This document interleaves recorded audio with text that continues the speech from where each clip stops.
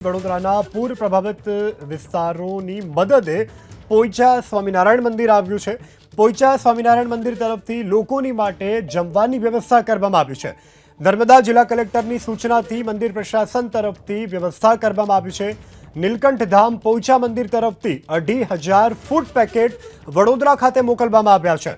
50 સ્વયંસેવકોની team food packet માટે હાલ સેવા કાર્યમાં જોતરાઈ છે। મંદિર તરફથી ફૂડ પેકેટો રાહત સેવા કેન્દ્રો ખાતે મોકલવામાં આવશે।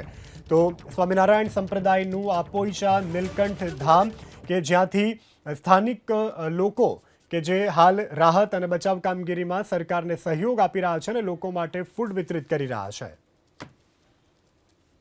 શ્રી સ્વામિનારાયણ ગુરુકુલ રાજકોટ સંસ્થાન વર્ષોથી સમાજ સેવાનું કાર્ય કરી રહ્યું છે અને જ્યારે પણ આપત્તિના સમયો હોય તો સંસ્થા મૂંગે મોઢે સૌથી પહેલાં સેવામાં પહોંચી જાય છે।